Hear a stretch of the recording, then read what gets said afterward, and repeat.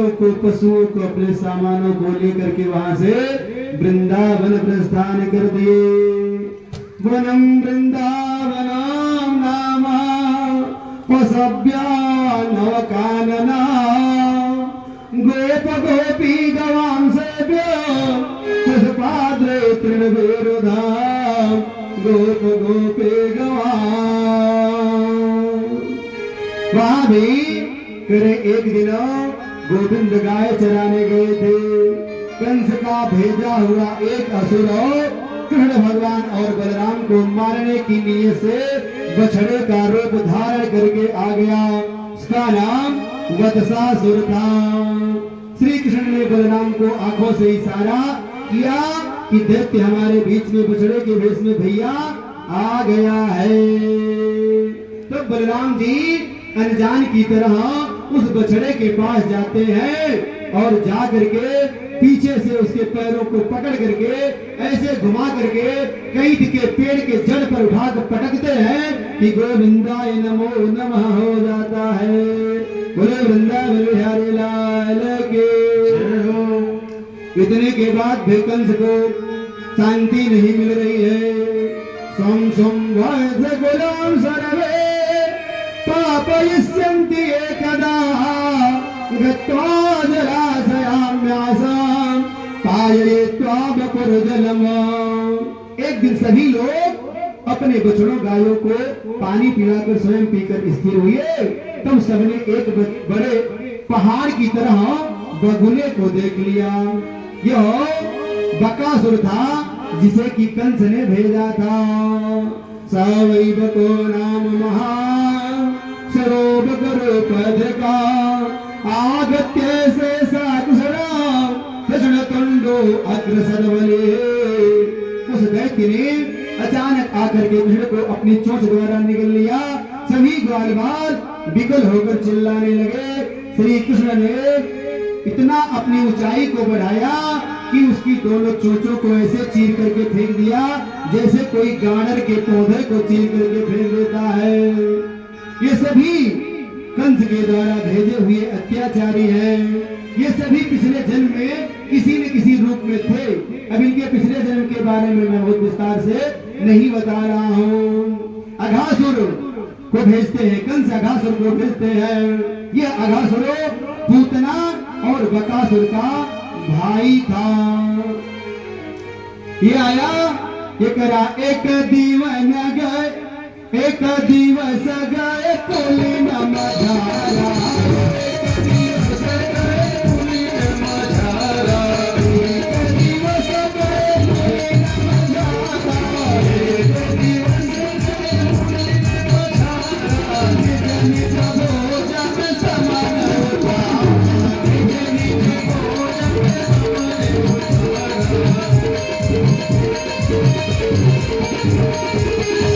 सभी ग्वाल गैया चरा रहे थे और सभी लोग भोजन करके वही बैठे थे। यह अघासुर पहुंचता है और देखता है यही कन्हैया है जो पूतना और बकासुर मेरे भाई को मार दिया है। आज मैं दल बल के साथ इससे बदला लूंगा। और वह क्या किया, यह प्रण करी अजगरा बना योजन एक प्रमाण और एक होठ नभ से लगा दूजा धरा तुला। नीचे एक अपने होठ को, एक ऊपर होठ, इतना ऊंचाई बना लिया आधी की तरह सांस चल रही थी। जीवा लाल लाल सड़क के समान, जैसे लाल सड़क मानो फैली हुई हो। सभी ग्वाल बाल उसे अजीब सी गुफा मान करके उसमें प्रवेश कर गए। वो सबको अपना ग्रास बनाना चाह रहा था। कृष्ण ने अपना रूप इतना बढ़ाया कि उसका शरीर फट गया। सभी ग्वाल बाल अचेत अवस्था में निकले। सभी देवता पुष्प वर्षा करने लगे। बोले बाके बिहारी लाल के। एक दिन भगवान श्री कृष्ण ग्वाल बालों के साथ गाय चराने गए थे और वहां सभी लोग भोजन कर रहे थे। कृष्ण सबके भोजन में से खुद खा रहे थे और खुद सबको खिला रहे थे। सबका जूठा खा रहे हैं और सबको अपना जूठा खिला रहे हैं। ब्रह्मदेव ऊपर से देख रहे हैं, क्या ये वाकई ब्रह्म है जो सबका जूठा खा रहा है? ब्रह्मदेव को आश्चर्य हो गया। करे देत श्याम सबको सब खामे, देत श्याम सबको सब खामे, ब्रह्मा तभी पड़ो दुविधा में। ब्रह्मदेव जी दुविधा में पड़ गए। ब्रह्मा जी को आश्चर्य हुआ कि यह कैसा ब्रह्म है जो ग्वाल बालों का जूठा खा रहा है, ये असली ब्रह्म है अथवा नकली ब्रह्म है। इसका परीक्षण करने के लिए ब्रह्मदेव ने सभी बछड़ों को, गायों को चुरा दिया। जब कन्हैया बछड़ों गायों को ढूंढने के लिए दौड़े तो सभी ग्वाल बालों को ब्रह्मदेव ने चुरा दिया। अब वो पहुंचे। इस तरह से 1 वर्ष बीत गया। ब्रह्मा सोचे चले देखे क्या हुआ। जब मैं इन्हें यहां से लेकर चला गया तब कन्हैया अगर है ब्रह्म तो किया क्या होगा, इसकी स्थिति क्या है। ब्रह्मदेव आकर के देखते हैं सारे ग्वाल बाल जैसे के तैसे, सारी गैया सारे बछड़े वैसे के वैसे। ब्रह्मा जी बोले भैया इन सारे ग्वाल बाल बछड़ों को तो मैं अपने यहाँ रखाया हूँ, फिर यहाँ कैसे ग्वाल बाल और बछड़े। कन्हैया को मान लिए कि ब्रह्म है और ब्रह्मदेव चरणों में प्रणाम करने लगे, हाथ जोड़ करके गिर गए और गदगद वाणी से स्तुति करने लगे ब्रह्मदेव। सुखदेव जी कहते हैं जब भगवान की उम्र 6 वर्ष से 10 वर्ष की हुई तो वह गायों को चराने और उनकी निगरानी करने के योग्य जाने लगे। एक दिन श्री रामा आदि सभी लोग जो ताल वन है वहां के पके पके फल गिरते हैं, परंतु वहां पर बोले कि एक राक्षस रहता है, भैया आप चलिए थोड़ा वहां चला जाए। कन्हैया जाते हैं, वहां एक धेनुकासुर नाम का राक्षस रहता था। कन्हैया उसका भी वध करके आगे बढ़ते हैं। इस प्रकार से कन्हैया बहुतों का उद्धार किए हैं। कहा गया पीठ चढ़े और पीठ चढ़े, बादल दिया जाए। करे पेट चढ़े पीठ चढ़े, पलनाहु चढ़े गोद धना। पेट चढ़े पीठ चढ़े, पलनाहु चढ़े चढ़े गोद धना। हाथी चढ़े और घोड़ा चढ़े, पालकी हो चढ़े बहु जोर जनागे। शत्रु हो मित्र के चित्त चढ़े, कभी ब्रह्मा ने दीना बिते न पना के। और ईश के नाम सुधारे नहीं, अब कांधे चढ़े चले चारी जना के। बोले श्री कृष्ण भगवान के, बोले वृंदावन बिहारी लाल के। ये उम्र ऐसे ऐसे गुजर जाएगी। सभी के सर पर काल अपना हाथ रखे हुए है। हर व्यक्ति को यह जानना चाहिए कब वो काल अपना ग्रास बना लेगा, इसे कोई जानता नहीं है। इसलिए सभी लोगों को सदैव इस बात का ध्यान रखना चाहिए कि यदि जीवन को सफल बनाना है, हरि नाम का भजन चरण और चर्चा करते रहे। कह रही एक बार सभी ग्वाल बाल के साथ कृष्ण यमुना किनारे गए और वहां गाय चरा रहे थे। गायों को प्यास लगी तो यमुना का जल पिया और सभी वहां गायें मृगासन्न हो गई। गोविंद ने अपनी अमृतमय दृष्टि से सभी गायों को स्वस्थ कर दिया, परंतु यमुना के जल को शुद्ध करने का आज ही संकल्प ले लिया नारायण ने। परीक्षित जी ने सुखदेव जी से पूछा है प्रभु भगवान ने उस अथाह जल में उस कालिया नाग को कैसे मारे थे, कृपा करके यह कथा मुझे बताइए, इस रहस्य को बताइए। वो जब नाग था तो जल में कैसे रहता था। तब श्री सुखदेव जी बोले उस कालिया नाग का उद्धार करने के लिए गोविंद ने एक दिन अपने मित्र मंडली के साथ गेंद खेलना प्रारंभ किए और जानकर स्वयं ही गेंद को यमुना में फेंक दिया। अब श्रीरामा कहने लगे कि यह गेंद मुझे चाहिए, कन्हैया वही गेंद मैं लूंगा। कन्हैया के बहुत समझाने के बाद भी जब नहीं माने तो कन्हैया कूद जाते हैं यमुना जी में। भागते भागते सभी लोग घर जाते हैं, बताते हैं। मैया तो सुनते ही बेहोश हो जाती है। भगवान श्री कृष्ण यमुना जी में प्रवेश करते हैं। नाग पत्नियों ने भगवान का दर्शन किया और वो विमुग्ध हो गई उनका दर्शन करके और हंस करके बोली, बालक तुम्हें मालूम है जो यहाँ गिरता है वो बचता नहीं। अभी मेरे पति देव सो रहे हैं, तू ऐसा कर, बड़ा भोला भाला बालक लग रहा है, तो जा चला जा यहाँ से, नहीं तो मेरे पति देव जगेंगे तो तुझे मार डालेंगे। कन्हैया बोले, ऐ देवियां, मैं मिलने ही तुम्हारे पति से आया हूँ, कृपा करके उन्हें जगा दो, मैं उनसे मिलने के लिए ही आया हूँ।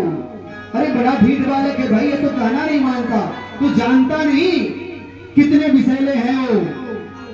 भगवान बोले, नहीं आप जगा ही दीजिए। जब कहने पर नहीं माने कन्हैया खुद हो पूंछ पर पैर रख करके हाथों से मरोड़ कर जगाने का प्रयास किए। अब कालिया नाग जग गया और वह कन्हैया को झपट करके ऐसे लपेट लिया और लपेट करके उसे कस करके कन्हैया को दबोच करके मारने का प्रयास करने लगा।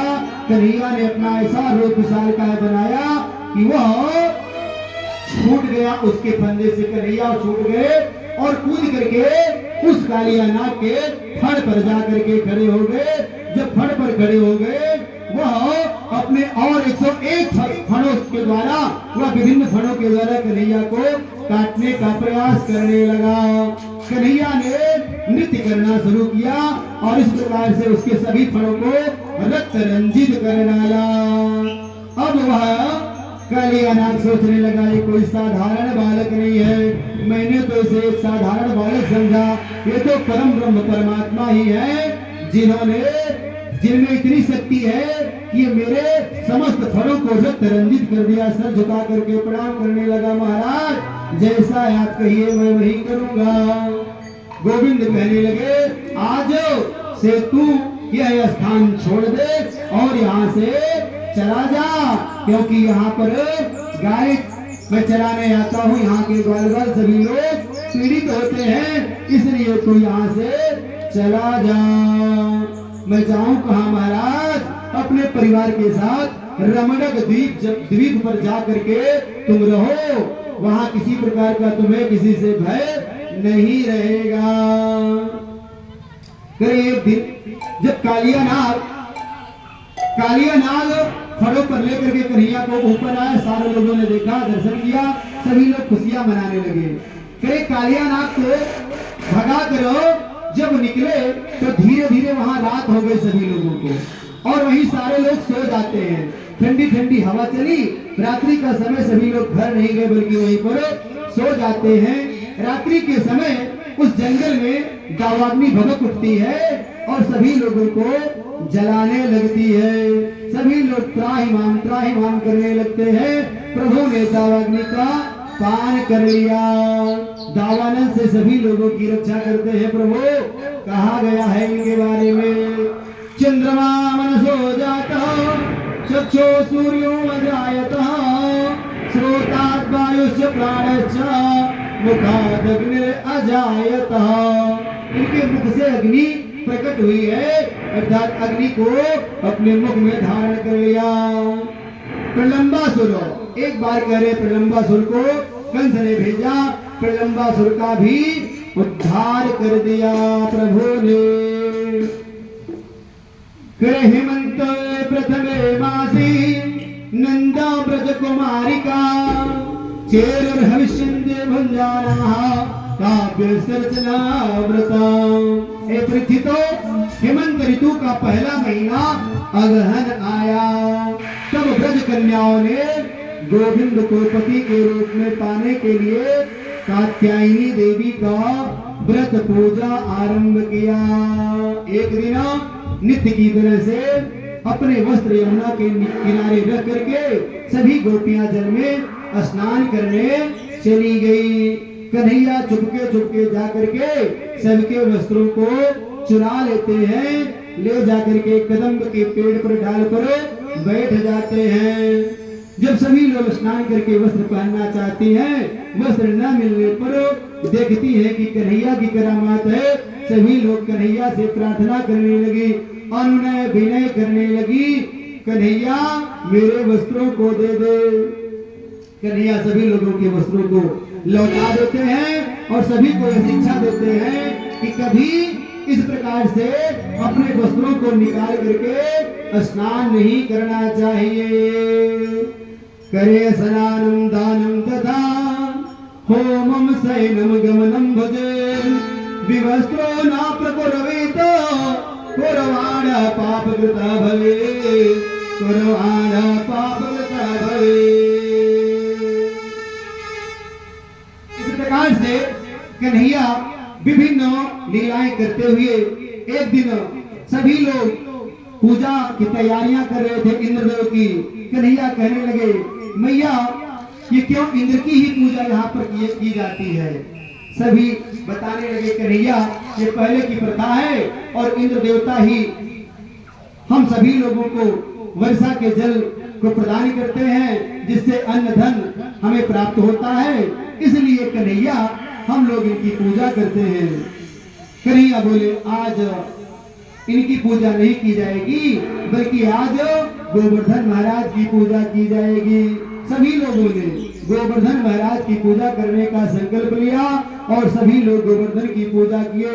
जब गोवर्धन की पूजा हुई तो इंद्रदेव क्रोधित हो गए। इंद्रदेव बहुत वर्षा करने लगे, वर्षा ऋतु आई, वर्षा करने लगे और कन्हैया ने गोवर्धन को अपने अंगुली पर उठा करके सभी लोगों की रक्षा की। इंद्र को पश्चाताप हुआ, चरणों में गिर करके विनती करने लगे, कहने लगे नमस्तुभ्यं भगवते पुरुषाय महात्मने वासुदेवाय कृष्णाय सत्त्वानां पतये नमः। हे प्रभु मुझसे बड़ा भारी अपराध हुआ, मैं समझ नहीं पाया आपको।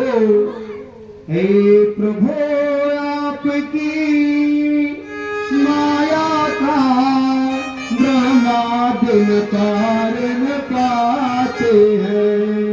इंद्रदेव प्रार्थना करने लगे हे प्रभु आपकी माया का ब्रह्मांड पार नहीं पाते हैं।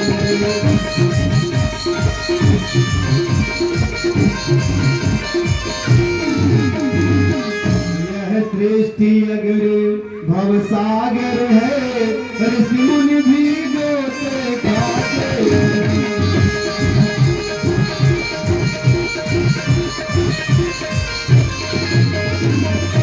दया निधान दया करिए, मैं अधम देह अभिमानी हूँ, जग के पालक ब्रज के रक्षक मैं हूँ धर्म से।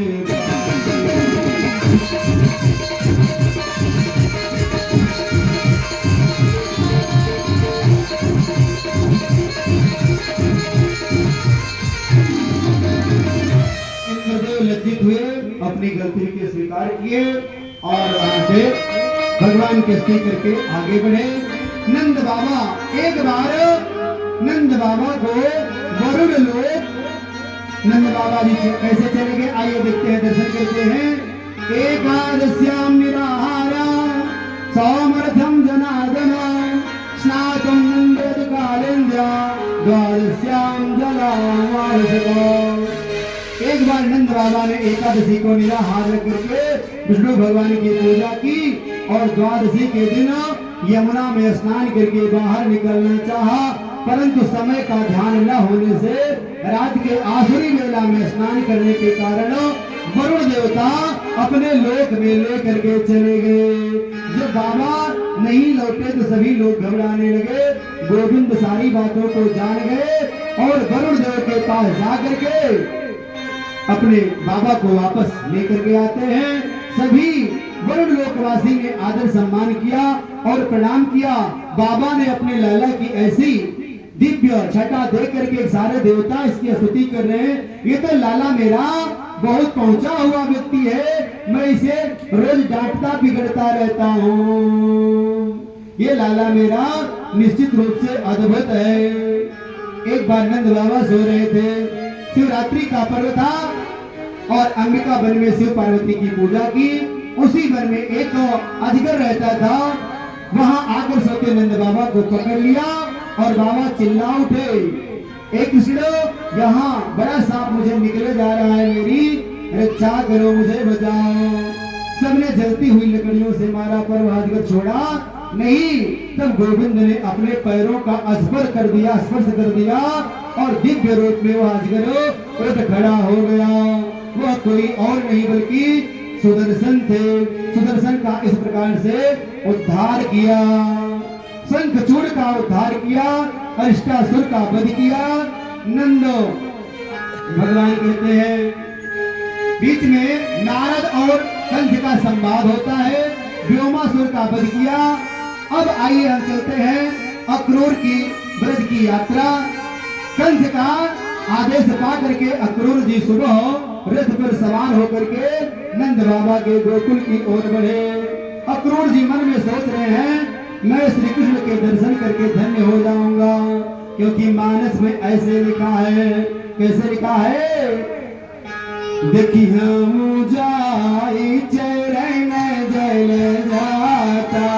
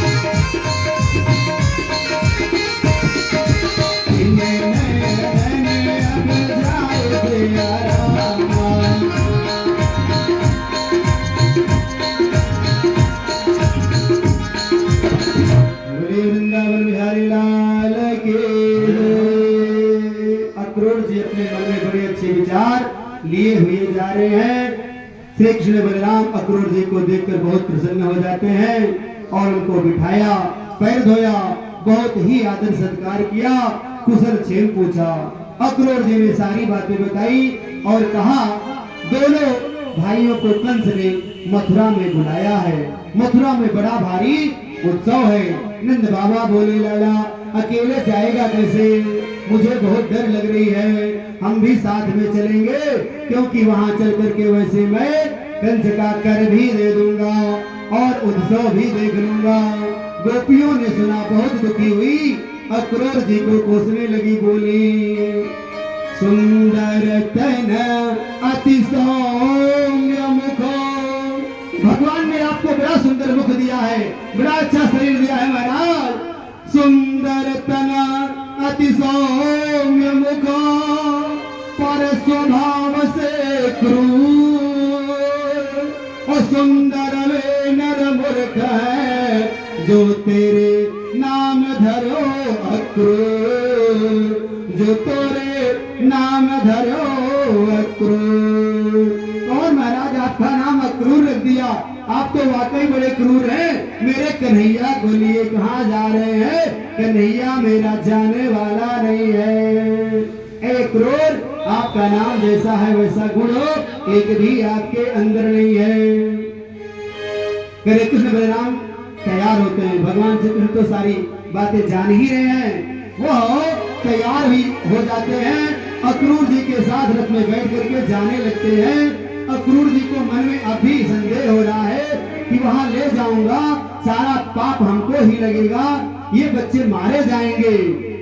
मन में उनके बड़ा संदेह होता है। रास्ते में नदी पड़ती है, अक्रूर जी स्नान करने लगते हैं। कन्हैया रथ पर बैठे विराजमान, अक्रूर जी स्नान कर रहे हैं। अंदर जैसे ही डुबकी लगाते हैं, देख रहे हैं अंदर कन्हैया दिखाई दे रहे हैं। आश्चर्य होता है, कन्हैया तो वहां बैठा है। बाहर निकलते हैं, देखते हैं कन्हैया सिंहासन पर वहां रथ पर बैठा है। फिर डुबकी लगाते हैं, फिर कन्हैया दिखाई देता है। निश्चिंत हो जाते हैं कि यह कन्हैया साक्षात परम ब्रह्म है, इसका कंस बाल भी बांका नहीं कर सकता है। क्योंकि दिव्य छटा उन्होंने देखा, शेषनाग की सैया पर भगवान विराजमान है। ऐसे दृश्य को देख करके वह खुश हो जाते हैं और प्रार्थना करने लगते हैं आकर के भगवान जी के चरणों में। नमस्ते वासुदेवाय नमः संकर्षणाय च प्रद्युम्नाय निरुद्धाय सात्वाय अम्बते नमः। नमस्ते वासुदेवाय सर्वभूतक्षयाय च ऋषिकेशाय नमस्तुभ्यं प्रपन्नं पाहि मां प्रभो। अक्रूर कहने लगे, कन्हैया मैं तुझे पहचान गया, मुझे बड़ी डर लग रही थी और अभी तूने दर्शन दे करके मेरे सारे डर को समाप्त कर दिया। क्यों? खूबसूरत जमाने में तुम सा नहीं,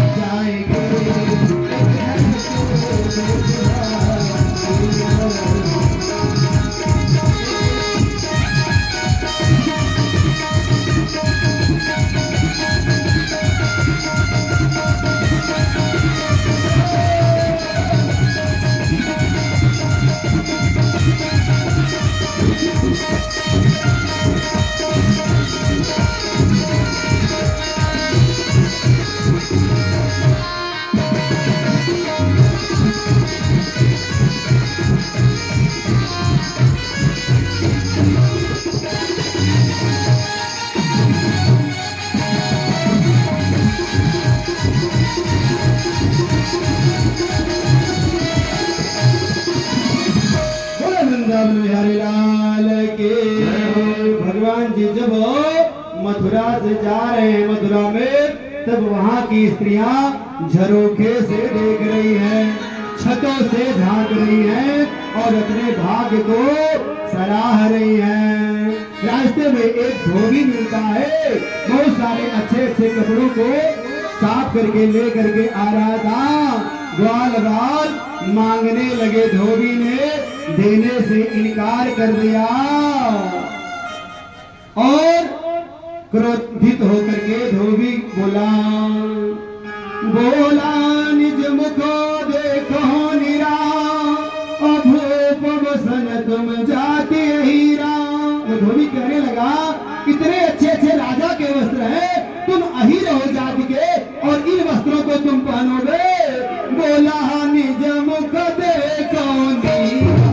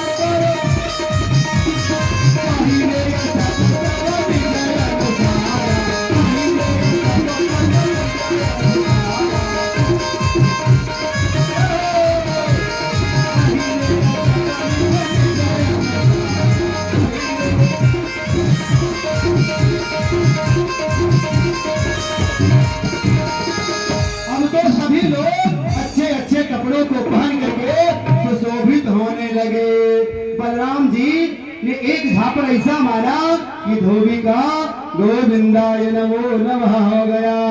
रास्ते में आगे बढ़ा, भगवान जी बढ़े, एक दर्जी मिला। भैया बड़ा ढीला ढाला कपड़ा आप लोग पहने हैं, मुझे कुछ चाहिए नहीं, लेकिन आप लोग इतने सुंदर सुंदर कपड़ों को पहने हैं, थोड़ा सा समय दे दो, थोड़ा सा खेलो, मैं बहुत जल्द ही इसको आपके साइज का बना दूंगा। दर्जी ने सभी लोगों के वस्त्रों को उनके साइज का बना दिया। भगवान की कृपा हुई, जा कलयुग में खूब कमा, कहीं भी बैठ जाएगा, तुझे पैसों की कमी नहीं रहेगी। आगे रास्ते में बढ़े, माली मिला। माली बोला, महाराज आप लोग बड़े सुंदर लग रहे हैं, आज लग रहा है विशेष अवसर है क्या? बड़ा रंगा रंगा के जा रहे हैं, नए नए कपड़े पहन करके जा रहे हैं। मेरी इच्छा है मेरे द्वारा ये मालाएं ले लो और मालाओं को पहन लीजिए। माली ने मालाओं को पहनाया और भगवान की कृपा मालियों के ऊपर भी हो गई। अब आगे बढ़ते हैं, कुब्जा मिली, कुब्जा मिले। भगवान आगे बढ़े तो कुब्जा आती हुई दिखाई पड़ी। भगवान बोले, ऐ सुंदरी तुम कौन हो, किसकी स्त्री हो, यह अंगराज किसके लिए ले जा रही हो, सच सच बताओ, हमें भी दे दो। कुब्जा सुंदरी सुनकर क्रोधित हो गई कि मुझे सुंदरी कह रहे हो, मैं इतनी टेढ़ी मेढ़ी शरीर से हूँ, आज तक मुझे कोई सही से स्त्री नहीं कहा, तुम कौन हो भैया जो मुझे सुंदरी कह रहे हो? काहे आप क्रोध कर रही हैं? आप निश्चित रूप से सुंदरी है, मैं क्रोधित क्यों न हूँ? अरे मैं कंस की दासी कुब्जा हूँ, 3 जगह से मैं टेढ़ी हूँ, तो लोग मुझे त्रिवक्रा भी कहते हैं, क्योंकि मैं 3 जगहों से टेढ़ी हूँ। गोविंद ने अपने दोनों पैरों से पैर दबाए और एक बार ऐसा झटका दिया कि सीधी हो गई और सारा उसका कष्ट मिट गया। सभी लोग अंगराग लगाए और वह अपने घर चलने को प्रभु से विनती करने लगे। चलिए आगे बढ़ते हैं। धनुष यज्ञ हो रहा था, वहां धनुष रखी गई थी। कंस से बताया गया था यदि यह धनुष यज्ञ की समाप्ति के पहले टूट जाएगी तो तुम्हारी मृत्यु निश्चित है। कन्हैया बोले, थोड़ा सा हम धनुष यज्ञ देखना चाहते हैं, और जा करके धनुष यज्ञशाला में पहुंचे। सारे भाइयों से कहने लगे, भैया थोड़ा स्पर्श करने का सौभाग्य मुझे दिलवा दीजिए। सारे लोग हंसने लगे, अरे छोटा सा बालक ये धनुष को छूना चाह रहा है, अच्छा छू ले भाई, छू के देख ले। कन्हैया छूने जाते हैं। भैया क्या उठा के देख सकता हूँ क्या? अरे तू उठा पाएगा उसे? अगर आज्ञा हो तो थोड़ा प्रयास कर सकता हूँ। अच्छा ठीक है, उठा के देख ले। कन्हैया ने उठाया, उठा के धनुष को 2 खंड में कर दिया। बोले वृंदावन बिहारी लाल की। धनुष टूट गई। अब धनुष का टूटना कहिए कि सारे लोगों में भगदड़ मच गई, तो बड़ा गड़बड़ हो गया। कंस को कैसे कौन बताने जाएगा? अब दोनों भाई धनुष के आधे आधे भाग को लेकर के लगे पिटाई करने, और सबको ऐसे पीटा कि वहां सारे लोग धराशायी हो गए। कंस को पता चला, क्रोधित हुआ कंस। भगवान कृष्ण कंस की सभा में उपस्थित होने के पहले ऐसा वो षड्यंत्र रचा था। कुबलिया नाम का एक हाथी था, जिसको कि वहां सामने खड़ा करवा दिया मदमस्त करके, कि जिससे कन्हैया जैसे ही आए वह कन्हैया को अपने पैरों के तले हरौद कर मार डाले। हाथी की बात पर याद आ गया, बात नाम का एक पाठ है, आप सभी लोग पढ़े लिखे, उसमें लिखा था, बात ही हाथी पाव है और बात ही हाथी पाव। बात ही हाथी पाव है।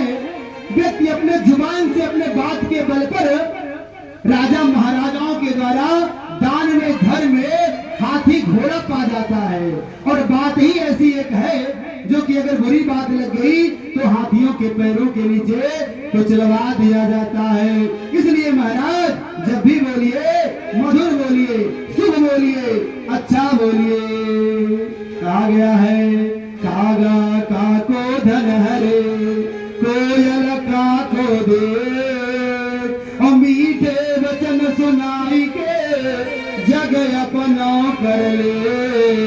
जग अपनो करले। महाराज श्री कृष्ण भगवान और बलराम दोनों लोगों ने हाथियों को मार करके हाथियों के हाथी के दोनों दांतों को लेकर के आगे बढ़ते हैं। देख रहे हैं कि कंस 6 योद्धाओं को मल्ल युद्ध करने के लिए वहां रख रखा है। अब वो सारे लोग देखकर कहने लगे कि भाई छोटे छोटे बच्चे हैं, इतने विशाल काय शरीर वाले मल्ल युद्ध करने के लिए हैं, कैसे छोटे बच्चे मल्ल युद्ध करेंगे। प्रभु जानत सब कोय मल्ल युद्धो बिन मेल न होए। करे बिन विचारी जो भूप करावे, अवश्य राजता को मिट जावे। सारे नगर के नर नारी देख रहे हैं, क्या देख रहे हैं? कंस इतना दुराचारी है, छोटे छोटे बच्चों को मारने के लिए कितना उपाय कर रहा है। देख रहे हो, सारे लोग यहाँ से वहां तक खड़े होकर के देख रहे हैं। किसो को मारी देख पुरानारे,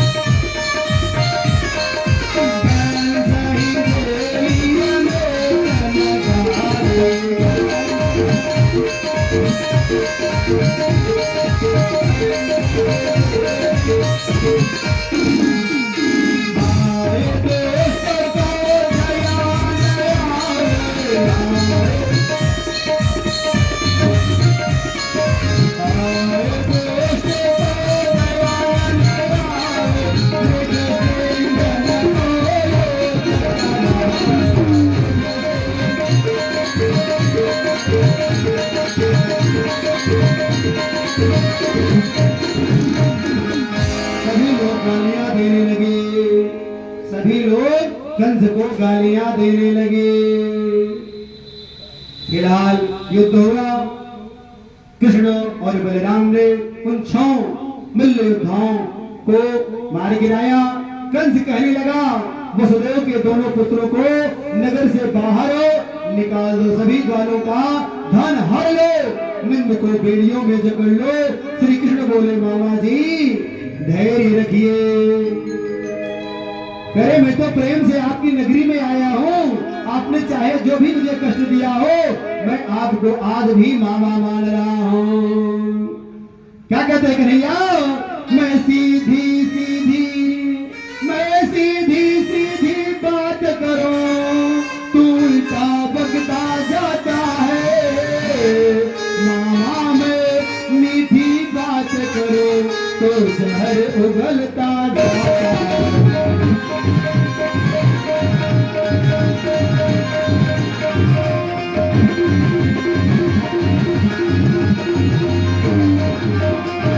मामा जी मैं तो प्यार से आपसे मिलने आया हूँ, इतने के बावजूद भी आज भी यदि आप अपने अंदर के उन बुराइयों को छोड़ करके मेरी शरण में आ जाओ तो मैं आपके सारे गुनाहों को माफ कर दूंगा।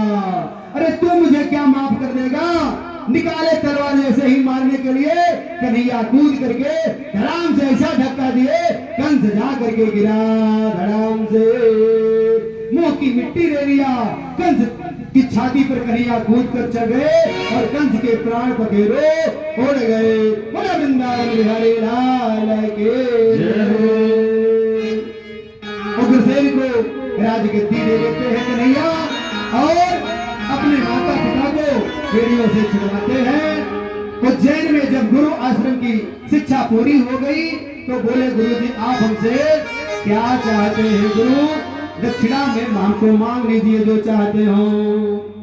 गुरु संदीपनी बोले कि बेटा यदि देना चाहते हो तो हमारा पुत्र प्रभास क्षेत्र में डूब गया था, जिसे कि आप लौटा दीजिए। कन्हैया गुरुदेव के पुत्र को ला करके लौटा देते हैं। बोले वृंदावन बिहारी लाल की जय हो। समय को देखते हुए आइए हम लोग चलते हैं। कन्हैया का आज विवाह होना है, इसलिए और 5 बज रहा है। कल राजा परीक्षित बलदेव जी का विवाह अनर्त देश के राजा ककुदमी की पुत्री रेवती से हुआ। ए राजन, अत्यंत बलवान विदर्भ नरेश भीष्मक के 5 पुत्र थे, रुक्मी, रुक्मरथ, रुक्मबाहो और रुक्मो केश तथा रुक्मवाली। सर्वगुण संपन्न एक कन्या रुक्मिणी थी। रुक्मिणी ने भगवान श्री कृष्ण के विषय में उनकी वीरता और सुंदरता के सुन करके उसने मन में श्री कृष्ण को ही अपने पति के रूप में स्वीकार कर लिया था। रुक्मिणी के माता पिता तथा रुक्मिणी को छोड़कर से सभी भाई बहनों का विवाह श्री कृष्ण से ही किया जाए, ऐसा विचार था। बड़ा भाई रुक्मिणी जिद करके रुक्मिणी का विवाह शिशुपाल से तय कर दिया था और सबकी अनदेखी करके वह शिशुपाल से रिश्ता कर आया। शिशुपाल बारात भी लेकर के आने लगा और तिथि भी तय हो गई। जब वह यह बात रुक्मिणी को पता चला तो वह बहुत दुखी हुई और एक अत्यंत प्रेमी ब्राह्मण सुदेव नाम के ब्राह्मण को पास बुला करके एक पत्र दी और बोली ले जाकर के द्वारिकाधीश तक मेरे इस पत्र को पहुंचा दीजिए। पत्र में लिखा, ए श्याम सुंदर, मैंने आपको अपना पति बनाने का संकल्प कर लिया है, जबकि मेरा भाई मेरा विवाह शिशुपाल से तय कर चुका है। मैं माँ अंबिका की पूजा करने मंदिर में आऊंगी, आप मुझे वहीं पर आकर के मिलना। पंडित जी पत्र को लेकर के द्वारिका पहुंचे। पत्र में और क्या लिखा था, यदि आप मुझे लेने सही समय पर नहीं आएंगे तो शिशुपाल की होने से पहले मैं अपना प्राण त्याग दूंगी। रुक्मिणी प्रार्थना की है पत्र में, हे दीन पति हे जगतपति, प्राणेश प्राण धन जन।